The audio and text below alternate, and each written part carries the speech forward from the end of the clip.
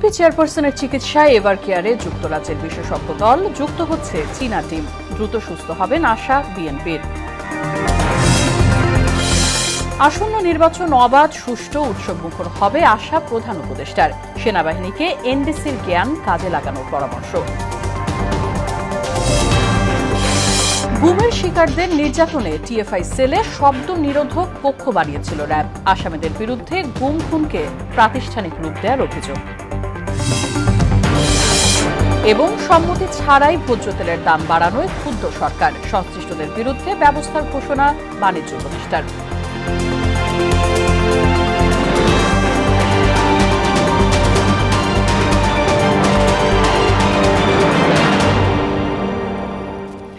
আসসালামু আলাইকুম, সবাইকে স্বাগত মোহনা সংবাদে। শুনছিলেন শিরোনাম, পুরো সংবাদের সঙ্গে আছে রাশিদা সুলতানা রিঙ্কু। বেগম খালেদা জিয়ার চিকিৎসা সহায়তায় যুক্তরাজ্য থেকে বিশেষজ্ঞ চিকিৎসক দলের প্রধান ডক্টর রিচার্ড বিলি রাজধানীর এভার কেয়ার হাসপাতালে পৌঁছেছেন। সকাল 10:30টার দিকে ঢাকায় পৌঁছন তিনি। এরপরই যান এভার কেয়ার হাসপাতালে। বর্তমানে বিএনপি চেয়ারপারসনের শারীরিক অবস্থা স্থিতিশীল থাকলেও তার উন্নত ও সার্বিক চিকিৎসা নিশ্চিত করতে যুক্তরাজ্য ও চীন থেকে 2টি বিশেষজ্ঞ চিকিৎসক দলকে আমন্ত্রণ জানানো হয়। এদিকে বিএনপি চেয়ারপারসন বেগম খালেদা জিয়ার নিরাপত্তা জোরদারের স্বার্থে এভার কেয়ার হাসপাতালে 2 প্লাটুন বিজিবি মোতায়েন করা হয়েছে। এ বিষয়ে আরো জানাতে এভার কেয়ার হাসপাতাল থেকে যুক্ত হচ্ছেন সহকর্মী মনিরুল ইসলাম মনি। মনি, বেগম খালেদা জিয়ার শারীরিক অবস্থার কোনো আপডেট জানতে পেরেছেন কিনা, আর এভার কেয়ার হাসপাতালের বাইরের চিত্র আমাদেরকে জানাবেন।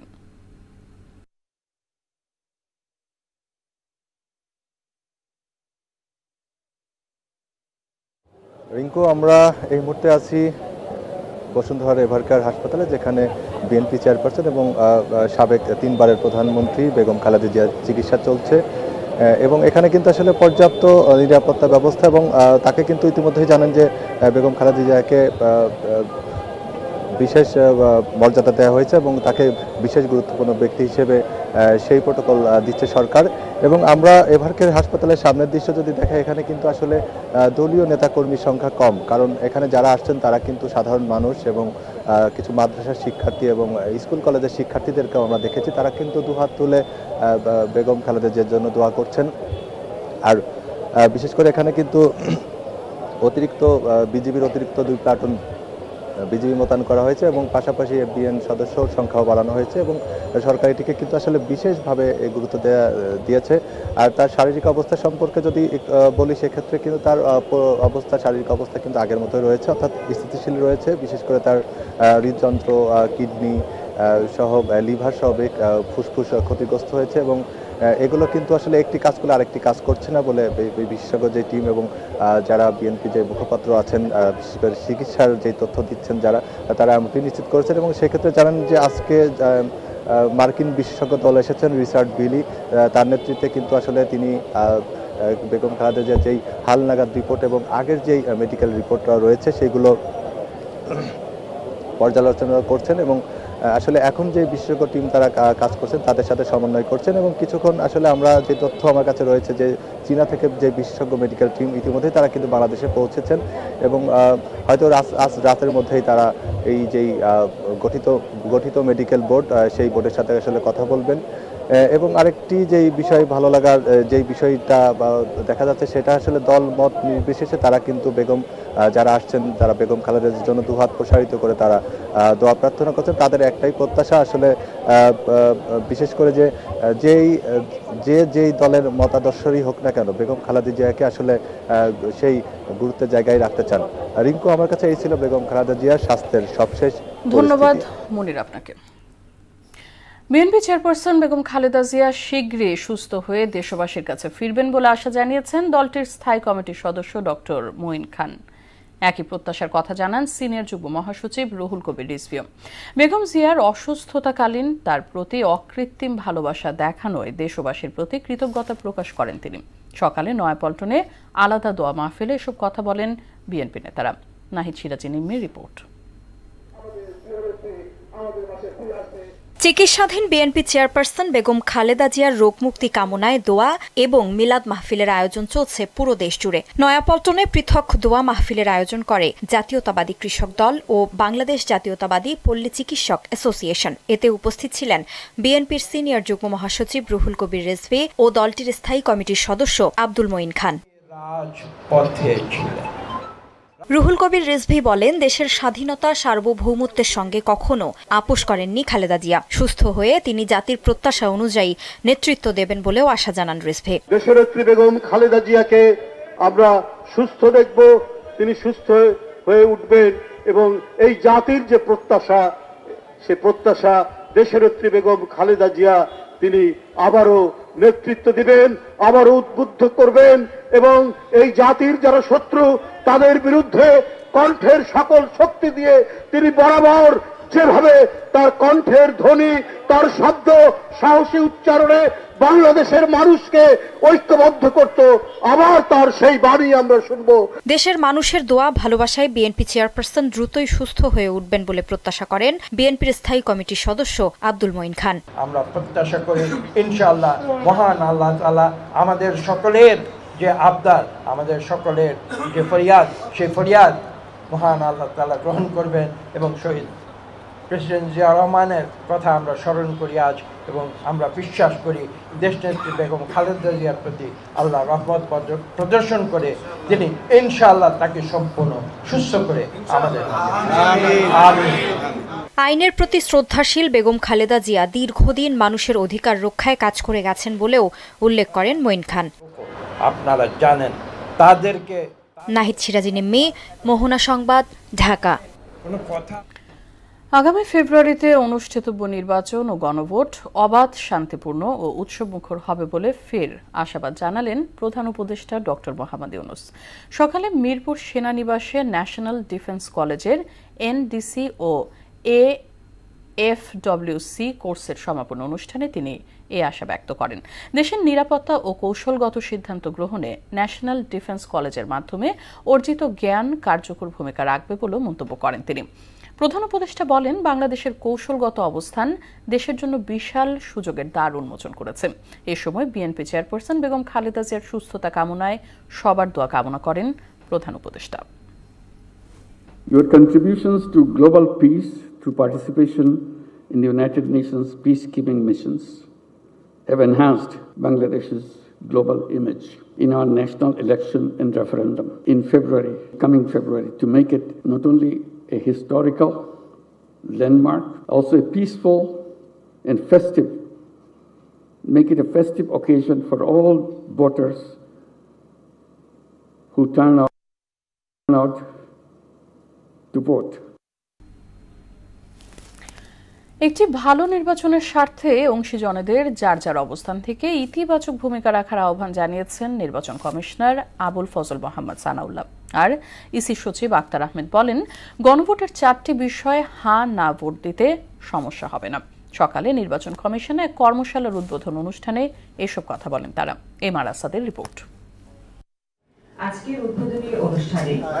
ত্রয়োদশ জাতীয় নির্বাচনকে সামনে রেখে বিভিন্ন পর্যায়ের প্রশিক্ষণ কার্যক্রম পরিচালনা করছে ইসি। বুধবার নির্বাচন ভবনে একটি প্রশিক্ষণ কর্মশালায় অংশ নেন ইসি আবুল ফজল মোহাম্মদ সানাউল্লাহ ও সিনিয়র সচিব আক্তার আহমেদ। সিনিয়র সচিব আক্তার আহমেদ বলেন, গণভোটের 4টি প্রশ্নের উত্তর দিতে ভোটারদের অসুবিধা হবে না। কোন একটা রাজনৈতিক দলের 25টা 30টা 20টা ম্যানিফেস্টো প্রস্তাবনা থাকে, 20টার মধ্যে 15টা করি, 5টার বিরুদ্ধে আপত্তি থাকে, বা হয়তো দেখা যেতে 12টা করি, 3টার মধ্যে মানে 50-50 আর কিছুতে আপত্তি থাকে। কিন্তু আমরা টোটাল প্যাকেজটাকে দেখি, যে প্যাকেজটা দেখে তারপরে একটাকে তুলনামূলকভাবে আমরা আমাদের সিদ্ধান্তটা তাই। এই বিষয়টাও তাই, যে 4টা প্রস্তাবনার ভিতরে আমার হয়তো 3টাতে আমি সম্পূর্ণ একমত, বা 2টাতে একমত, একটাতে আধা আধি, আর একটাতে একমত না। তো কাজে কিন্তু পুরো প্যাকেজটা দেখে তারপরে আবার সিদ্ধান্ত নিতে হবে হ্যাঁ অথবা না। আর দেশ ও জাতির স্বার্থে একটি ভালো নির্বাচনে সবার ইতিবাচক সহযোগিতা চাইলেন নির্বাচন কমিশনার আবুল ফজল মোহাম্মদ সানাউল্লাহ। আমাদের দেশের সাথে, আমাদের প্রজন্মের সাথে, আমাদের জাতির সাথে একটা ভালো নির্বাচন হতেই হবে, এর কোনো বিকল্প নাই। এবং সেখানে আমাদের যার যে ভূমিকাটা রাখা দরকার সেটা যেন আমরা সচেতনভাবে পালন করি। সাংবাদিকদের দাবির প্রেক্ষিতে গণমাধ্যম নীতিমালায় প্রয়োজনীয় পরিবর্তনের আশ্বাসও দেন মোহাম্মদ সানাউল্লাহ। বাংলাদেশের নির্বাচন ব্যবস্থা আমরা যদি বলি ব্যাপকভাবে ক্ষতিগ্রস্ত হয়েছে, সেই ক্ষতিগ্রস্ত নির্বাচন ব্যবস্থাকে আমরা রিপেয়ার করে সঠিক অবস্থায় ফেরত আনতে চাচ্ছি। MR আসাদ, মোহনা সংবাদ, ঢাকা। আওয়ামী লীগের দীর্ঘ শাসন আমলে র্যাবের টিএফআই সেলে বিরোধী মতের লোকেদের গুম করে নির্যাতনের জন্য শব্দ নিরোধক বিশেষ কক্ষ তৈরি করেছিল র্যাব। গুম, নির্যাতন, মানবতা বিরোধী মামলার শুনানিতে উঠে আসে এমন তথ্য। এদিন শেখ হাসিনার পক্ষে আইনজীবী জেডাই খান পান্নাকে তলবের পর আদালতে নিঃশর্ত ক্ষমা চান তিনি। মেজবার রহমানের রিপোর্ট।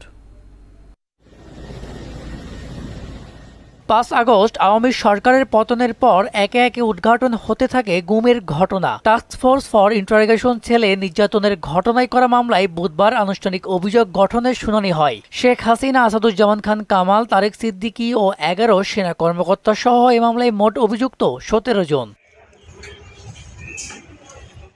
আলোচিত এ মামলায় শুনানির প্রথম দিনে ট্রাইব্যুনালে হাজির করা হয় সাবেক ও বর্তমান 10 সেনা কর্মকর্তাকে। শুনানিতে চিফ প্রসিকিউটর আদালতের কাছে গুমের ভুক্তভোগীদের বর্ণনায় গোপন বন্দিশালায় ভয়াবহ নির্যাতনের কথা তুলে ধরে অভিযোগ আমলে নেয়ার প্রার্থনা জানান। কিভাবে বছরের পর বছর মানুষকে তুলে নিয়ে গিয়ে গোপন কারাগারে বন্দি রেখে তাদেরকে নির্যাতন করা হয়েছে, অসংখ্য মানুষকে হত্যা করা হয়েছে, বছরের পর বছর আটকে রেখে তাদের নির্যাতন করা হয়েছে, স্বীকারোক্তি আদায় করা হয়েছে, মিথ্যা মামলায় চালান দেওয়া হয়েছে।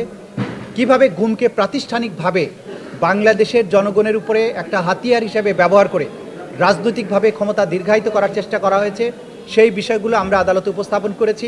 এ সময় সেনানিবাসে সাময়িক কারাগার থেকে ভার্চুয়ালি শুনানির অনুমতি চেয়ে করা আবেদন ট্রাইব্যুনাল খারিজ করে দেন বলে জানান সেনা কর্মকর্তাদের আইনজীবী। আদালত বলেছে যে ন্যায় বিচারের স্বার্থে এবং এখানে ওনারা সন্তুষ্ট হয়ে আমাদের আবেদনটা রিজেক্ট করেছে।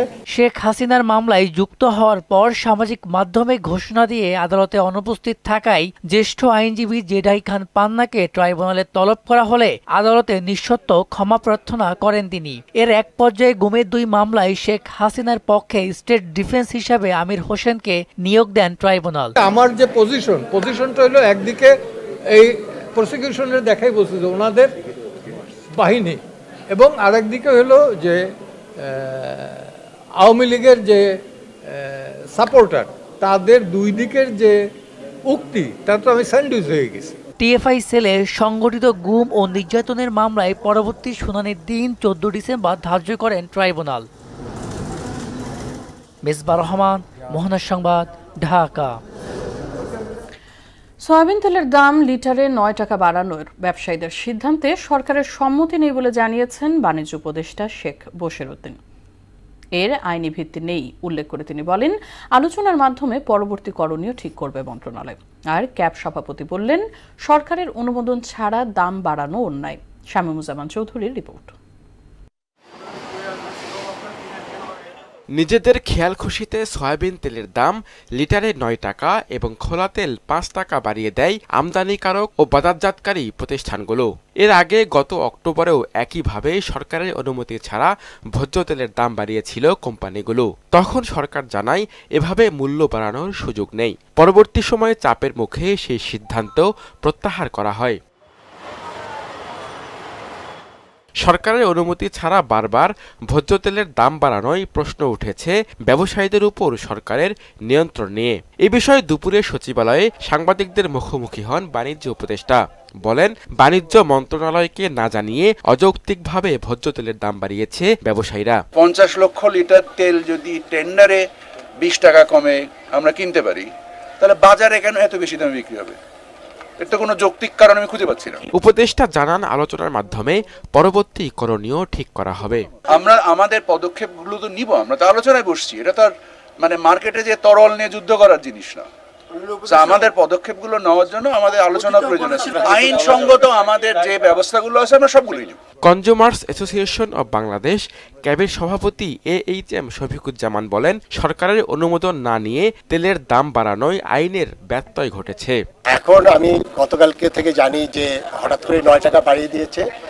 যে কর্তৃপক্ষ, বিশেষ করে আমাদের যে রিফাইনারিগুলো আছে, তাদের যে অ্যাসোসিয়েশন, তারা এই 9 টাকায় যে বাড়িয়ে দিল সেটি বাণিজ্য মন্ত্রণালয়ের সাথে যদি কনসাল্ট না করে করা হয় সেটা আমি বলবো যে আইনের ব্যত্যয়।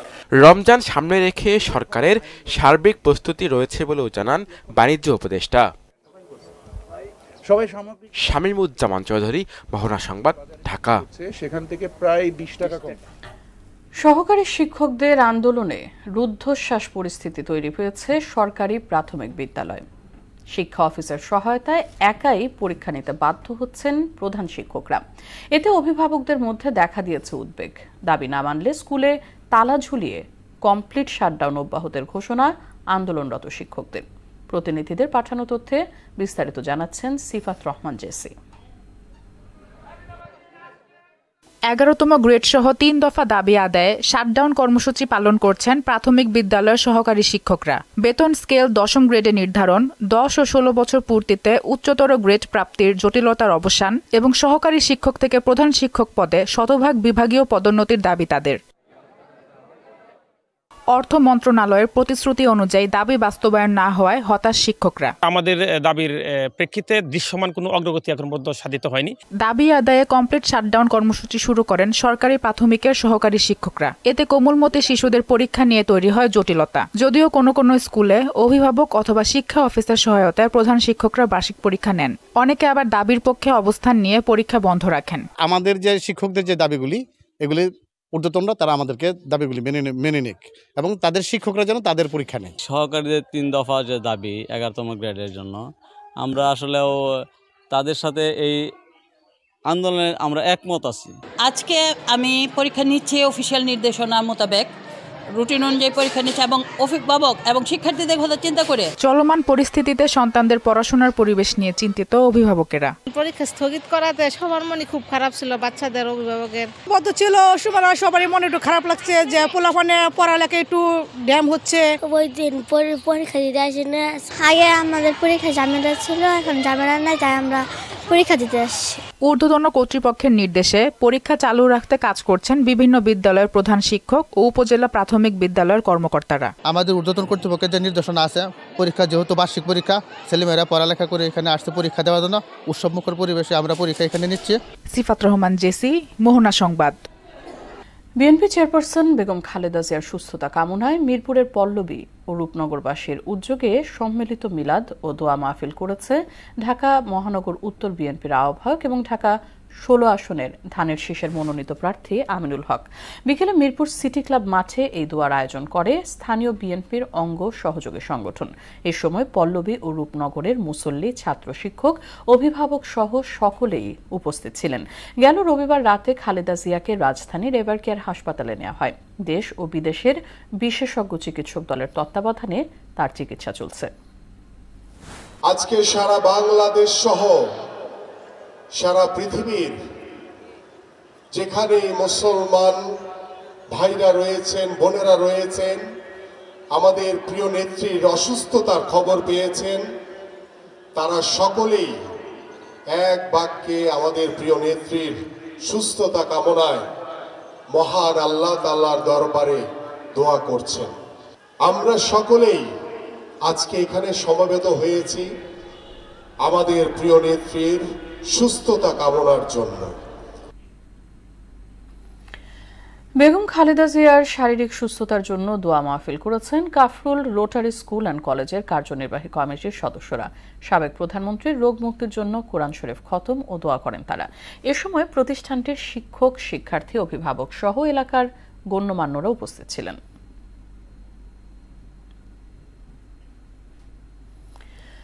বিএনপির যুগ্ম মহাসচিব শহীদ উদ্দিন চৌধুরী আনির শ্বশুর ও ঢাকা হাইড অ্যান্ড স্কিনস লিমিটেডের ব্যবস্থাপনা পরিচালক আব্দুর রশিদ ভুইয়ার প্রথম জানাজা হয়েছে হাজারীবাগ লেদার কলেজ মাঠে। বাদ মাগরিব নিজ গ্রাম নোয়াখালীর সোনাইমুড়ির কাবিলপুরে দ্বিতীয় জানাজা শেষে রশিদ ভুইয়াকে দাফন করার কথা রয়েছে। গতকাল সাভারের হেমায়েতপুর চামড়া শিল্পনগরীতে বিএনপি চেয়ারপারসন বেগম খালেদা জিয়ার রোগ মুক্তি কামনায় বিশেষ দোয়া অনুষ্ঠানে যোগ দিতে যাওয়ার পথে হৃদরোগে আক্রান্ত হন তিনি। পরে তাকে সাভারের এনাম মেডিকেল কলেজ হাসপাতালে নেওয়া হলে চিকিৎসকরা মৃত ঘোষণা করেন। শ্রীলঙ্কায় সাম্প্রতিক সাইক্লোন ও বন্যায় ক্ষতিগ্রস্তদের জন্য জরুরি মানবিক সহায়তা পাঠিয়েছে বাংলাদেশ। পররাষ্ট্র মন্ত্রণালয়ের সমন্বয় এবং সশস্ত্র বাহিনী বিভাগের তত্ত্বাবধানে মানবিক সহায়তা পাঠানো হয়। বাংলাদেশ হাই কমিশনার আন্তালিব ইলিয়াস ত্রাণ সামগ্রী শ্রীলঙ্কার সংশ্লিষ্ট কর্তৃপক্ষের নিকট হস্তান্তর করেন। মানবিক সহায়তা প্রদান করায় বাংলাদেশের প্রতি কৃতজ্ঞতা জানিয়েছেন শ্রীলঙ্কার প্রধানমন্ত্রী। হাই কমিশনার আন্তালিব ইলিয়াস বলেন, প্রাকৃতিক দুর্যোগ মোকাবিলায় ভবিষ্যতেও বাংলাদেশ থেকে সহায়তা গ্রহণে আগ্রহী শ্রীলঙ্কা। প্রধান উপদেষ্টার নেতৃত্বে এবং তার সরাসরি নির্দেশনার কারণে বাংলাদেশ থেকে আজকে একটি ত্রাণবাহী বিমান এসে পৌঁছেছে। বাংলাদেশের পররাষ্ট্র মন্ত্রণালয় এবং সশস্ত্র বাহিনী বিভাগ সমন্বয় করে এই বিমানে প্রয়োজনীয় ত্রাণ সামগ্রীর ভিতর পাঠিয়েছে। এখানে এর মধ্যে সবচেয়ে গুরুত্বপূর্ণ যেটি রয়েছে সেটা হচ্ছে ওষুধ। যেহেতু এখানে বন্যা হয়েছে, এখানকার 25টি জেলার প্রত্যেকটি বন্যা আক্রান্ত, তো আমরা আশঙ্কা করছি, শ্রীলঙ্কার সরকার আশঙ্কা করছে যে এখানে প্রচুর পরিমাণে পানিবাহিত রোগ দেখা দিতে পারে। শেষ করব সংবাদ, তবে যাবার আগে শিরোনামগুলো আরো একবার।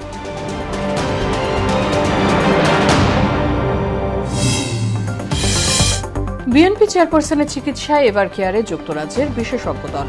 যুক্ত হচ্ছে চীনা টিম, দ্রুত সুস্থ হবেন আশা বিএনপির। আসন্ন নির্বাচন অবাধ, সুষ্ঠু, উৎসবমুখর হবে আশা প্রধান উপদেষ্টার। সেনাবাহিনীকে এনডিসির জ্ঞান কাজে লাগানোর পরামর্শ। গুমের শিকারদের নির্যাতনে টিএফআই সেলে শব্দ নিরোধক কক্ষ বানিয়েছিল র্যাব। আসামিদের বিরুদ্ধে গুম খুনকে প্রাতিষ্ঠানিক রূপ দেওয়ার অভিযোগ। এবং সম্মতি ছাড়াই ভোজ্য তেলের দাম বাড়ানোয় ক্ষুব্ধ সরকার। সংশ্লিষ্টদের বিরুদ্ধে ব্যবস্থার ঘোষণা বাণিজ্য উপদেষ্টার।